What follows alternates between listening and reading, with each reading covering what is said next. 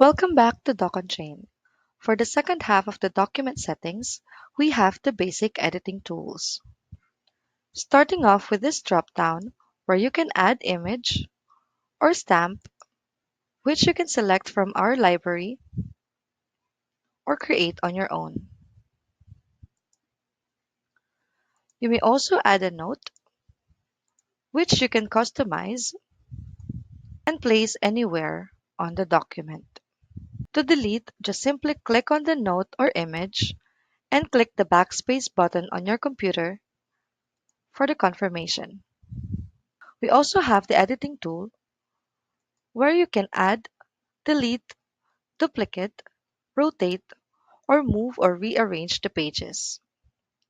You also see more options on the three dots here in case you wanted to import document, extract pages, select, or zoom in or out your document.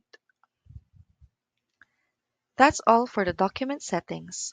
For further instructions, see you at the next video. Thank you.